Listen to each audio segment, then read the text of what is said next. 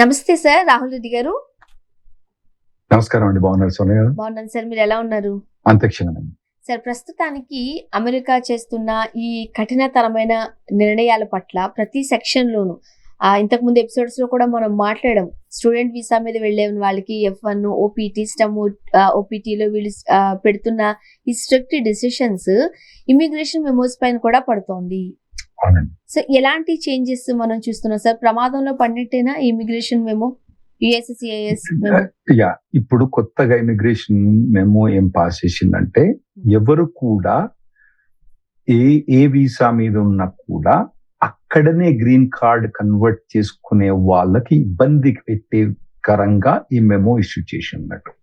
వాళ్ళు ఏమన్నారంటే, green card అన్నది ఒక అడ్జస్ట్మెంట్ ఆఫ్ స్టేటస్ అంటారు. గ్రీన్ కార్డ్ అప్లికేషన్ అక్కడ 485 అని కూడా అంటున్నాడు. అయితే ఈ ప్రాసెస్ ఏదైతే ఉందో, అంటే ఇప్పుడు మనం ఏం చేస్తారంటే, H1 మీద పోయిన వాళ్ళు ఏం చేస్తారంటే, లేబర్ సర్టిఫికేషన్ I-140 అప్రూవ్ అయిపోయిన తర్వాత వాళ్ళ ప్రయారిటీ డేట్ కరెంట్ ఉంటే వాళ్ళు అడ్జస్ట్మెంట్ ఆఫ్ స్టేటస్ అక్కడనే అప్లై చేసుకుని గ్రీన్ కార్డ్ తీసుకుంటున్నట్టు.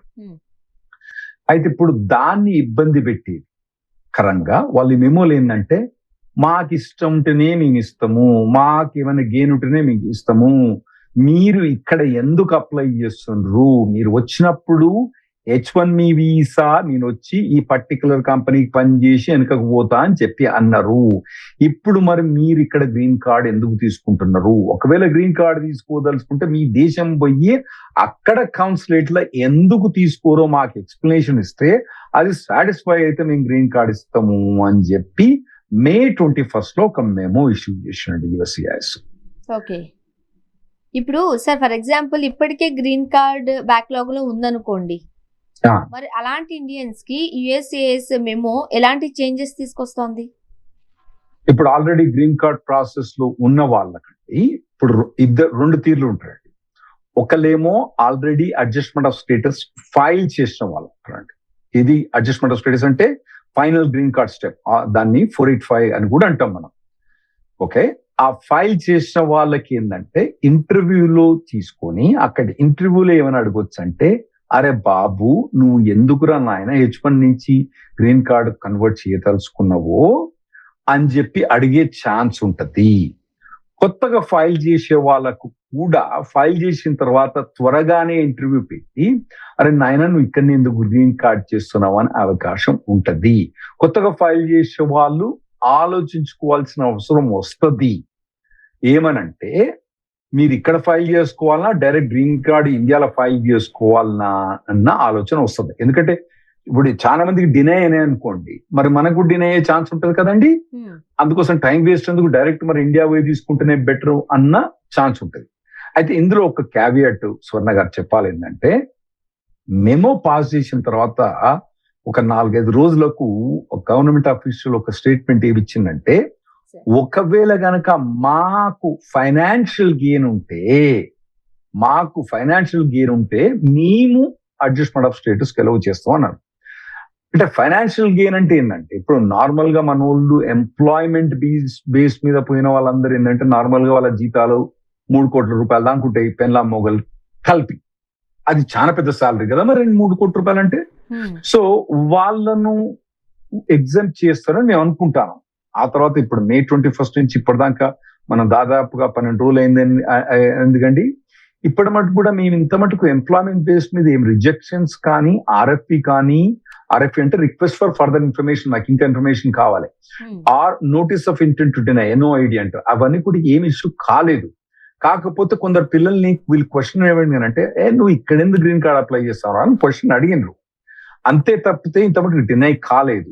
సో ఎంప్లాయ్మెంట్ బేస్డ్ వీసా వాళ్ళకు మాత్రం ఇది ఎక్కువ అప్లికబుల్ కావట్లేదని ఇప్పుడు ప్రిలిమినరీగా చెప్తాను మేము. ఎందుకంటే ఇటువంటి మెమోస్ అన్ని కూడా స్వర్ణ గారు ఏమైతే అంటే, గవర్నమెంట్ పాస్ చేసినప్పుడు ఏమైతే అంటే, మొదలు మీలాంటి వాళ్ళు నాలాంటి వాళ్ళు తర్వాత ఎఫెక్ట్ అయిన వాళ్ళు మన ఇక్కడ ఉన్న పేరెంట్స్ మనం మొదలు చదువుతాం. గవర్నమెంట్ అఫీషియల్ వాళ్ళంతా తెలుసు కదా, మన గవర్నమెంట్ ఎంప్లాయీస్ ఎట్లుంటారు, అక్కడ ఇక్కడ ఒక తీరే ఉంటారు, వాళ్ళంతా ఎఫిషియెంట్ ఉండరు. వాళ్ళు ఉంటే గవర్నమెంట్ లో ఎందుకు ఉందరు? అక్కడ ఏంటంటే గవర్నమెంట్ ఎంప్లాయీస్ అంటే లీస్ట్ పేడ్ పీపుల్ అక్కడ. ఇంకోటి ఏంటంటే, ఇక్కడ మాది US మాదిరి అక్కడ అది ఉండదు, కిందికి వెళ్ళి ఆమ్యామ్య ఉండదు అక్కడ, అస్సలు లేదండి ఆమ్యామ్య. ఓకే, సో అంత సో వీళ్ళు ఇంకా సింక్ కాలేదు, ఇంకొద్ది టైం పడుతుంది ఎఫెక్ట్ ఏమంటే. మాకు ఇంకొక 1-2 నెలల తర్వాత మాకు క్లియర్గా అర్థమైంది. ఇప్పుడు అర్థమైనంత మటుకైతే ఎంప్లాయ్మెంట్ బేస్డ్. అయితే స్వర్ణ గారు 2 తీర్లు ఉంటాయండి. ఒకటేమో ఎంప్లాయ్మెంట్ బేస్డ్, ఒకటే ఫ్యామిలీ బేస్డ్ ఇమిగ్రేషన్ కూడా ఉంటుందండి. ఓకే. ఫ్యామిలీ బేస్డ్ అంటే ఇప్పుడు మా కొడుకున్నాడండి, వాడు యుఎస్ సిటిజన్. ఒక అమ్మాయి ఎవరైనా F1 మీద ఉన్నది అనుకోండి, అమ్మాయిని పెళ్లి చేసుకుంటుంది అనుకోండి, వాళ్ళిద్దరు పెళ్లి చేసుకొని అక్కడనే అడ్జస్ట్మెంట్ ఆఫ్ స్టేటస్ అప్లై చేసుకొని గ్రీన్ కార్డ్ అప్లై చేసుకుంటారు వాళ్ళు.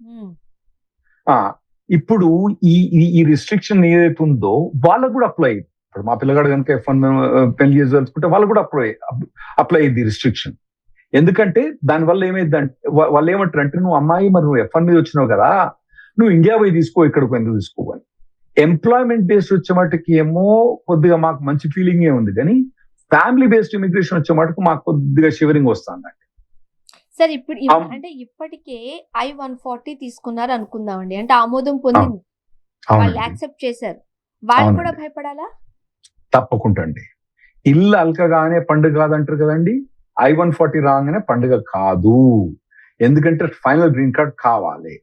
ఇప్పుడైతే ప్రస్తుతం మనం ఇప్పుడు June 3 మాట్లాడుకుంటున్నాము. ఇప్పుడు ఈ మెమో May 21 పాస్ అయింది. June 3 మాత్రం మాకు ఎంప్లాయ్మెంట్ బేస్డ్ అంటే ఈ I-140 అప్రూవ్ అయిన వాళ్ళు కానివ్వండి, I-140 అప్రూవ్ అయిపోయి డేట్ కరెంట్ అయ్యి అడ్జస్ట్మెంట్ ఆఫ్ స్టేటస్ కానీ 485 కానీ ఫైల్ చేసిన వాళ్ళకి మాత్రం ఎంప్లాయ్మెంట్ బేస్ లో ఇది ఎఫెక్ట్ కాదని మేము అనుకుంటాం. అంటే మీరు క్వశ్చన్ అడగొచ్చు, అదేంద్రా బాబు వీట మాట్లాడుతుండు, ఎంప్లాయ్మెంట్ బేసే కదా మెయిన్ ఇంపార్టెంట్, ఎంప్లాయ్మెంట్ బేస్ తోటే కదా మనకి ఎక్కువ గ్రీన్ కార్డ్ వచ్చేది, F1 పిల్లలు పోయి అమెరికన్ సిటిజన్స్ పెళ్లి చేసుకున్న వాళ్ళు చాలా తక్కువ మంది ఉన్నారు మీరు అనుకుంటారు. కాకపోతే ఏంటంటే మొత్తం ఎంప్లాయ్మెంట్ బేస్డ్ గ్రీన్ కార్డ్ అన్నది only 14% of the entire system. 85% అన్నది ఫ్యామిలీ బేస్డ్ ఇమిగ్రేషన్, తర్వాత వేరే వేరే తీరు ఇమిగ్రేషన్ ఉందండి. ఎంప్లాయ్మెంట్ బేస్డ్ అన్నది ఓన్లీ 15%.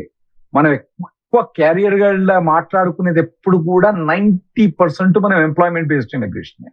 అయితే ఈ ఎంప్లాయ్మెంట్ బేస్డ్ ఇమిగ్రేషన్ మీద ఎఫెక్ట్ ఉండదని ఇప్పుడు చెప్తున్నా June 3. మళ్ళీ July 3 వచ్చింది అనుకోండి, మళ్ళీ వేరే మాట చెప్పొచ్చు నేను. ఎందుకంటే అప్పటికి మాకు కొద్దిగా ఇంప్లిమెంటేషన్ ఎక్కువైంది కాబట్టి, గవర్నమెంట్ ఆఫీసర్ ఎట్లా బిహేవ్ అవుతారు కాబట్టి అప్పుడు మేము చెప్తాం. అందుకోసమే క్యారియర్ గైడ్ మేము ఏం చెప్తాను అంటే, మీరు రెగ్యులర్ గా రాండి, వినాలి ఇటువంటివన్నీ కూడా. అయితే ఎంప్లాయ్మెంట్ బేస్డ్ మీద ఉండదని ఇప్పుడు June 3 చెప్తాను. ఒకవేళ ప్రయారిటీ డేట్ కరెంట్ అయిన వెంటనే ఫైల్ చేసేయాలంటారా?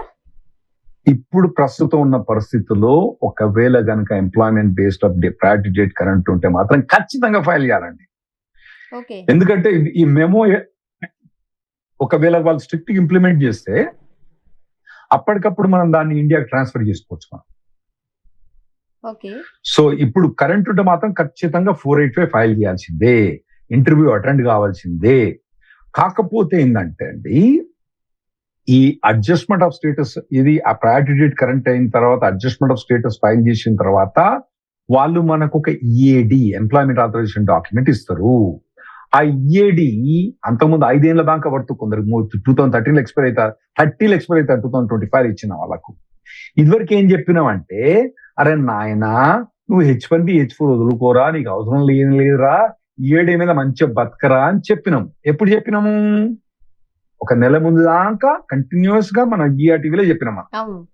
ఇప్పుడు June 3 ఏం చెప్తానంటే, May 21 మెమో తోటి చూస్తుంది. ఇప్పుడు ఏం చెప్తానంటే, H1B వదలకండి, H4 వదలకండి, ఈ మెమో ఎట్లా ఇంప్లిమెంట్ అవుతుందో ఒక 2 నెలలు ఆగి చూద్దాము, అప్పటిదాకా కనుక మీరు H1B H4 కాపాడుకోండి అని చెప్తున్నాం. ఇంకోటి, ఈ అడ్జస్ట్మెంట్ ఆఫ్ స్టేటస్ ఫైల్ చేసిన తర్వాత H1B H4 కానివ్వండి, L1 L2 కానీ వదులుకోవచ్చు కానీ చెప్పినాం కదండి మనం. May 21 కన్నా ముందు అన్ని చెప్పినాం మనం. అయితే అప్పుడు ఏం చెప్పినామంటే, వాళ్ళకి ఇంకోటి అడ్వాన్స్ ప్రోలోనే ఒక ట్రావెల్ డాక్యుమెంట్ ఇస్తారు. ఆ ట్రావెల్ డాక్యుమెంట్ తోటి వీసా లేకుండా వాళ్ళు ఇండియాకి ట్రావెల్ చేసి అనుకోకపోవచ్చండి. ఆ ప్రొవిజన్ ఉంటుంది అడ్జస్ట్మెంట్ ఆఫ్ స్టేటస్ లో. అడ్జస్ట్మెంట్ ఆఫ్ స్టేటస్ అనేది చాలా స్ట్రాంగ్, వాళ్ళకి EAD ఉంటుంది, అడ్వాన్స్ ప్రోల్ ఉంటుంది, చాలా స్ట్రాంగ్ అన్నట్టు. ఆ EAD అప్లై చేసేటప్పుడు ఏం అప్లై చేయనక్కర్లేదు, ఎంప్లాయ్మెంట్ ఉందనక్కర్లేదు, ఎక్కడ పని చేస్తున్నా అక్కర్లేదు, ఏం అక్కర్లేదండి. అసలు ఈ ఫైలింగ్ ఫీజు కూడా తెలియదు అన్నట్టు. అంటే ఇదివరకు ఫైల్ చేసిన వాటికి ఫైలింగ్ ఫీజు కూడా లేదు, ఫ్రీ అన్నట్టు, ఇవన్నీ ఇచ్చేది అన్నట్టు. ఓకే, అయితే ఈ అడ్వాన్స్ ప్రోల్ పెట్టి మనం ఏం చెప్పినాం అంత ముందు May 21 కన్నా ముందు టీవీలో ఏం బాబు నీకేం కష్టం లేదురా బాబు, నువ్వు ఎప్పుడైనా ట్రావెల్ చేసుకోవచ్చు, నీకు ఇబ్బంది అని చెప్పాం. ఇప్పుడు ఏం చెప్తానంటే ఎప్పుడైతే సమ్మర్ వెకేషన్ పీక్ టైంలో ఇదే టైంలో June 10th నుంచి అక్కడ ఏమైందంటే పిల్లలకు స్కూళ్ళు ఆఫ్ అవుతాయి. ఇదే టైంలో చాలా మంది ఏం చేస్తున్నా మన పిల్లల్ని తీసుకొని ఇక్కడ తీసుకురావాలని అనుకుంటారు. ఇప్పుడు మేమేమంటానంటే మీరు అడ్వాన్స్ ప్రోల్ మీద ట్రావెల్ చేయకండి, మాకు ఇంకొక నెల తర్వాత మాకు క్లియర్గా అర్థమైద్ది, అప్పుడు ఇదే టీవీకి వచ్చి మీకు ఎట్లా చేయాలని చెప్తాము. ప్రస్తుతం మాత్రం మీరు నాన్ ఇమిగ్రెంట్ వీసా వదులుకోకండి, మీరు అడ్వాన్స్ ప్రోల్ మీద ట్రావెల్ కాకండి, ఎందుకంటే ఈ రెగ్యులేషన్ ఎట్లా ఇంటర్ప్రిట్ అవుతుంది అన్నది ఇప్పుడే చెప్పలేము మేము. ఓకే సార్, ఇప్పుడు ఇది ఏదైతే ఈ మెమో పెండింగ్ దాని కింద చూడాలా, లేకపోతే ఫ్యూచర్ లో ఫైలింగ్ కూడా ఇబ్బందికరమా? ఇది మెమో ఫ్యూచర్ లో వచ్చేది కాదు, ఆల్రెడీ ఇంప్లిమెంట్ చేస్తుండ్రు వాళ్ళు దాన్ని. ఓకే, కాకపోతే ఎట్లా ఇంప్లిమెంట్ చేస్తానన్నది మాకు అర్థం కావట్లేదు ఇంకా. Okay, so already existing applications కు వర్తిస్తుంది, ముందు ఫైల్ చేసే వాళ్ళకి వర్తిస్తుంది, రెండు వర్తిస్తుంది. ముందు ఇప్పటి నుంచి ఫైల్ చేసే వాళ్ళకి కాకుండా ఉన్న వాళ్ళకి కూడా వర్తిస్తుంది. ఫర్ ఎగ్జాంపుల్ ఇప్పుడు 485 ఫైల్ చేసిన తర్వాత నేను సేఫ్ అని అనుకోవడం కూడా ప్రమాదకరమేనా? కరెక్ట్ అండి. ఈ June 3rd అదే అంట సేఫ్ అని. ఇదివరకు ఏంటంటే ఒక్కసారి 485 ఫైల్ చేసినామంటే నీకు ఇష్టం రా, నువ్వు ఏమైనా చేసుకోరా అని చెప్పేది. ఇప్పుడు ఏం చెప్తానంటే ఆగండి, కొద్దిగా ఆగండి, ఇంకొక నెల రోజుల దాకా ఆగండి, మాకు క్లియర్ క్లారిటీ వచ్చిన తర్వాత చెప్తాము. ఇప్పుడే మీరు 485 మీద కంప్లీట్ గా డిపెండ్ కాకండి. ఇప్పుడు సింపుల్ గా చెప్పాలంటే మీరు సికింద్రాబాద్ నుంచి ఢిల్లీ పోతుండండి, ఒక టికెట్ ఏమో H1B, ఇంకో టికెట్ ఏమో అడ్జస్ట్మెంట్ ఆఫ్ స్టేటస్. H1B చింపపడేసినా పర్లేదు, మనకు అడ్జస్ట్మెంట్ ఆఫ్ స్టేటస్ ఉంటే పర్లేదు అని ఇంతకుముందు చెప్పినాం. ఇప్పుడేమంటారు, ఆగ్రా నాయన 2 టికెట్లు పెట్టుకొని పోరా, డబ్బుల వాడు ఏ వయసు ఆ 2వ టికెట్ పనిచేయలేదు అనుకోండి, మళ్ళీ H1B కావాలి కదా మనకు, అందుకోసం ఈ 2 టికెట్ల మీద ఉండండి అని చెప్తున్నాను.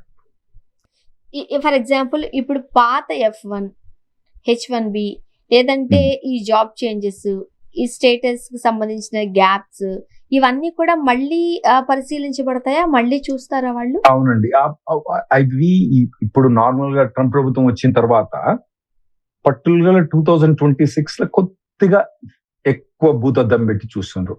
అంటే మరీ 20 times 10 times కాదు, కానీ ఒక ఇదివరకు ఒక డినే అయితే ఇప్పుడు 2 డినే అవుతున్నాయి మాకు అడ్జస్ట్మెంట్ ఆఫ్ స్టేటస్. 100 2 డినే అవుతున్నాయి.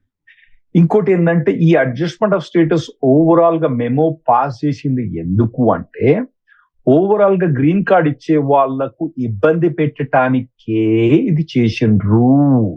ఇది వీళ్ళకి కన్వీనియంట్ కోసం చెయ్యలేదు. ఇదివరకు ఏమైనా పాస్ట్ వయలేషన్స్ ఉన్నా, కొన్ని వయలేషన్స్ ఉండొచ్చు, కొన్ని డాక్యుమెంటేషన్ కరెక్ట్ లేదనుకోండి మీ దగ్గర, అప్పుడు కూడా ప్రాబ్లం అయింది మీకు. ఇప్పుడు జాబ్ చేంజ్ అయిన వాళ్ళకి, ఈ H1B పై ఉన్న వాళ్ళకి ఎక్స్ట్రాగా ఏమైనా చెక్ చేస్తారా? జాబ్ ఇప్పుడు ఓవరాల్ గా ఎక్స్ట్రా చెక్ చేయడం అన్నది ప్రతి దాంట్లో అవుతుందండి. ఓపీటీలో అవుతుంది, స్టెమ్ ఎక్స్టెన్షన్ అవుతుంది, H1B అవుతుంది, H4 అవుతుంది. అడ్జస్ట్మెంట్ ఆఫ్ స్టేటస్ లో కొద్దిగానే ఎక్కువైంది, చాలా ఎక్స్ట్రీమ్ కాలేదండి. కానీ ఈ మెమో ద్వారా ఏమైందంటే చాలా ఎక్స్ట్రీమ్ గా డిలే అయింది. ఇంకోటి ఏంటంటే అడ్జస్ట్మెంట్ ఆఫ్ స్టేటస్ వాళ్ళు ఫైల్ చేసిన తర్వాత గ్రీన్ కార్డ్కి ఎంత టైం పడుతుందండి? ఆన్లైన్ USCIS స్టేటస్ లో పోతే 4 ఏళ్ళు పడుతుంది గ్రీన్ కార్డ్ వచ్చేమాట. ఇప్పుడు ఈ అన్ని రిస్ట్రిక్షన్ పెడితే మరి 4 ఏళ్ళు పడుతుందా 6 ఏళ్ళు పడుతుందా నాకు అర్థం కాదు. అంటే మీరు చెప్తున్న దాని ప్రకారం అంత స్ట్రిక్ట్ గా అమలు చేయాలి, మన దగ్గరకు వచ్చే పిల్లలు మన వాళ్ళకి ఇబ్బందికరంగా ఉండకూడదు కాబట్టి జాబ్స్ విషయంలోనూ వేరే విషయంలోనూ కొన్ని కఠినమైన నిర్ణయాలు పెట్టి అవన్నీ ప్రాసెస్ కరెక్ట్ గా ఉన్న వాళ్ళకి చదువుకోవడానికో ఉద్యోగం చేసుకోవడానికో వెసులుబాటు కల్పించాలి అనే ఉద్దేశం ఒకటి. ఇక్కడ రెండో ఉద్దేశం ఏంటి అని అంటే మీరు రండి అని చెబుతూనే రాకుండా చేయడం కోసం వీళ్ళు ఏం చేయాలో అన్ని పెడుతున్నారు. రండి అని ఎప్పుడు చెప్పలేదు మీరు అనుకుంటారు. వచ్చే వాళ్ళకి ఇప్పుడు మన టీవీలో వచ్చి మనం అంటున్నాం రండి అని మనం అంటున్నాం, కానీ వాళ్ళు ఎప్పుడూ లేదు. ఇంకోటి ఏంటంటే ఓవరాల్ గా ప్రపంచంలో యాంటీ ఇమిగ్రేషన్ ఫీలింగ్ అనేది బాగా డెవలప్ అయిపోయింది. ఇండియాలో కూడా ఉంది. మొన్ననే బెంగాల్ ఎలక్షన్ గెలవగానే బంగ్లాదేశ్ మీద దాడి అని చెప్పి మొదలుపెట్టింది. ఇప్పుడు ఈఏడి కావచ్చు లేదంటే అడ్వాన్స్ పరోల్ ఉపయోగిస్తున్న వాళ్ళకి సేఫేనా లేకపోతే వాళ్ళు కూడా డేంజర్ లో ఉన్నట్టేనా? ఒకవేళ మీరు ఆల్రెడీ ఈఏడి అడ్వాన్స్ ప్రోల్ వాడిందంటే ఇప్పుడు ఏం చేయలేం మనం. కానీ ఇంకొక నెలల యూజ్ చేయదలుచుకుంటే ఇంకా ఈ సమ్మర్ లో బాగా యూజ్ చేస్తారు అడ్వాన్స్ ప్రో. ఓకే, నేనేమంటానంటే మీరు ట్రావెల్ బంద్ చేయండి. ఇప్పుడు ఒక నెల తర్వాత మాకు కొద్దిగా క్లియర్ గా ఐడియా వచ్చిన తర్వాత అప్పుడు మేము క్లియర్ గా చెప్పగలుగుతాం. మేము ఇది మంచిది కాదని చెప్పగలుగుతాం. ఇప్పుడు 100 కేసులు పోయినాయి అనుకోండి, 100 కేసులు అప్రూవ్ అయిపోయినాయి అనుకోండి, పర్లేదురా మీరు అడ్వాన్స్ ప్రో యూజ్ చేసుకొని చెప్తాం. కానీ ఇప్పుడు 100 కేసులు పోయిన అనుకోండి, 50 కేసులు డినై అయిపోయింది అనుకోండి, వామ్మో ఇది తలకైనా పోయింది, వద్దురా నాయన నువ్వు అడ్వాన్స్ ప్రో వాడదురా అని చెప్తాం. మేము మెసెంజర్స్ అండి, మేము మమ్మల్ని తిట్టకండి మీరు. ఇప్పుడు ఈ ఆర్ఎఫ్ఈఎస్ కావచ్చు, ఓకే, నాయిడ్స్ కావచ్చు, ఈ ఇంటర్వ్యూస్ ఏవైతే ఉన్నాయో వాటిని డినై చేసే అవకాశం ఉందా సార్? అంటే ఇప్పుడు ఆర్ఎఫ్పి అంటే request for further information notice of intent to deny, interview పోయిన తర్వాత అవకాశం అయితే ఉంది. ఇప్పటికైతే మాకు ఆర్ఎఫ్ఏలు కానీ నోటీస్ ఆఫ్ ఇంటెంట్ డినై కానీ డినయల్ కానీ రాలేదు. ఇప్పుడు May 21 నుంచి ఇప్పుడు June 3 కదండి మనం, అంటే June 3 మనకనే యుఎస్ లో మా టైం ఇప్పుడు June 2 ఇప్పుడు కదా. సో ఇప్పటికైతే మాకు ఏం రాలేదు. ఇంకా ముందు ఏమొస్తాయి అన్నది మేము క్లియర్ గా అబ్జర్వ్ చేసిన తర్వాత చెప్పగలుగుతాము. ఇప్పుడే చెప్పలేము మేము. ఎందుకంటే ఎవరైతే ఇప్పుడు పైప్ లైన్లు ఉన్నారనుకోండి, ఇప్పుడు ఇమ్మీడియట్ గా పోయే వాళ్ళకు మేము మంచిగానే ట్రైనింగ్ ఇస్తున్నాం, అన్ని ఇప్పటిదాకా మంచిగానే అవుతున్నాయి. కానీ ఇది ఒక నెల తర్వాత మేము క్లియర్ గా ఎట్లా ఇంప్లిమెంట్ చేస్తున్నాం చెప్పగలుగుతాము. అందుకోసం ఏమంటానంటే ఇప్పుడు మీరు H1B, H4 కానీ L1, L2 కానీ మెయింటైన్ చేయండి. ఈఏడి అండ్ అడ్వాన్స్ పరోల్ వాడకండి. ఇప్పుడు ఎప్పుడైతే అన్ని క్లియర్ అయిన తర్వాత అప్పుడు మేము చెప్తాం, అప్పుడు మీరు వాడు. ఇప్పుడు ఈ కౌన్సిలర్ ప్రాసెస్ ఉంది కదా, అది సేఫ్ అంటారా? లేదండి, అందుకోసం వాళ్ళు సేఫ్. నేను ఏది అడిగినా మీ సమాధానం Noney.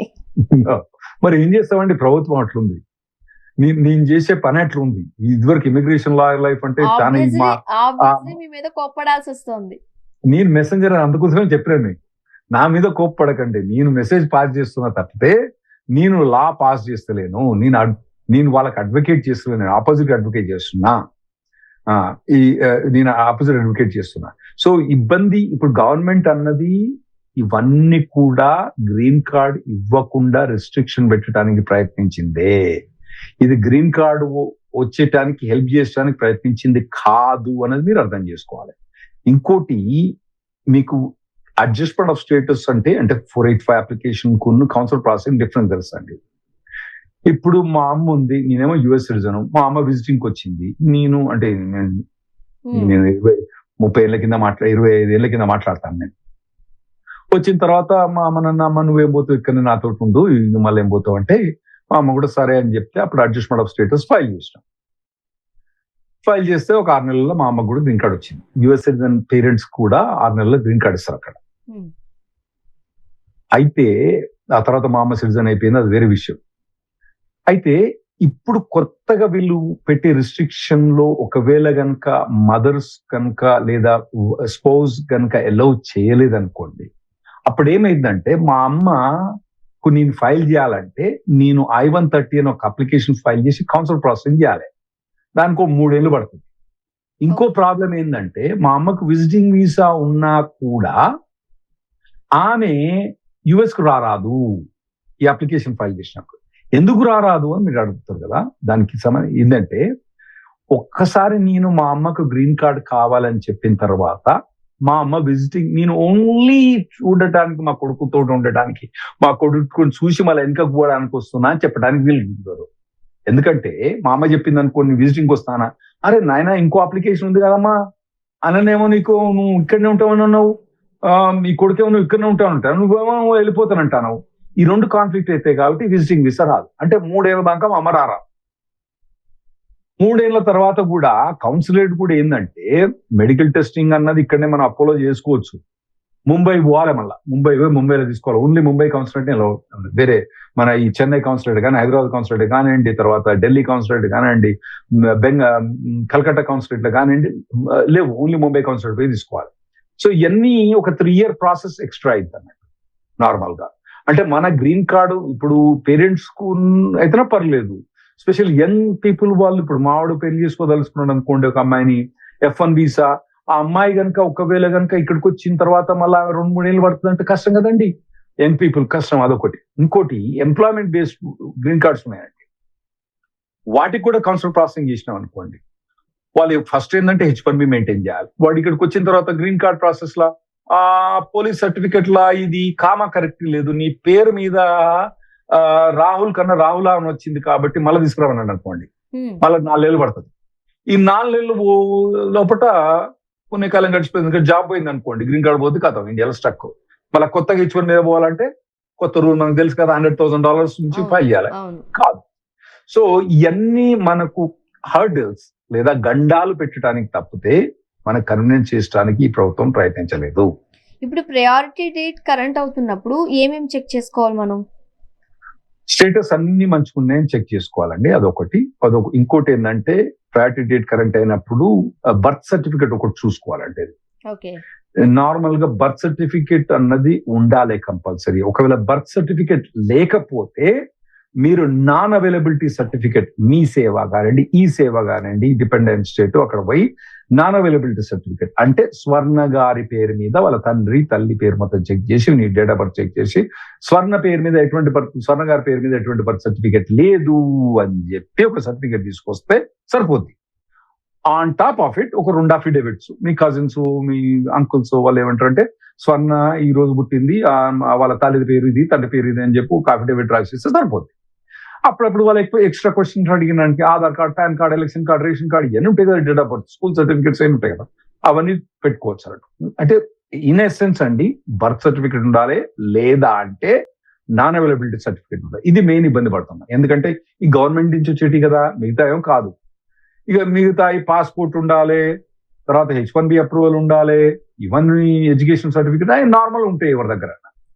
So main birth certificate ఒకటి, స్టేటస్ వయలేషన్స్ ఏమైనా ఉన్నాయంటే అవన్నీ చెక్ చేసుకోవాలి. సో ఓవరాల్ గా ఫైనల్ గా మన ఇండియన్స్ కి, ఫ్యామిలీస్ కి ఏం చెప్తారు? ఇప్పుడు ఉన్న పరిస్థితి మంచిది కాదండి, కొద్దిగా కాషియస్ గా బిహేవ్ చేయాలి. ఇవన్నీ ఏమైతానంటే ఏదైతే లాయర్లు కానివ్వండి, ఎవరైతే ఇన్ఫర్మేషన్ ఇస్తుండ్రో మీకు, వాళ్ళు వారం రోజులు 10 రోజుల కింద ఇచ్చిన ఇన్ఫర్మేషన్ వేరే ఉంటుంది, మళ్ళీ 10 రోజుల తర్వాత ఇన్ఫర్మేషన్ వేరే ఉంటుంది. కాబట్టి మీరు రెగ్యులర్ క్యారియర్ గైడ్కి వచ్చి అప్డేట్ కాండి. ఇంకోటి ఏంటంటే బెస్ట్ ఏంటంటే మీరు ఇండియాకు ట్రావెల్ చేయకండి. మొదటి నుంచి మనం చెప్తూనే ఉన్నాం, 2 ఏళ్ల నుంచి చెప్తూనే ఉన్నాం, మీరు ఇండియాకు రాకండి చెప్తున్నాం.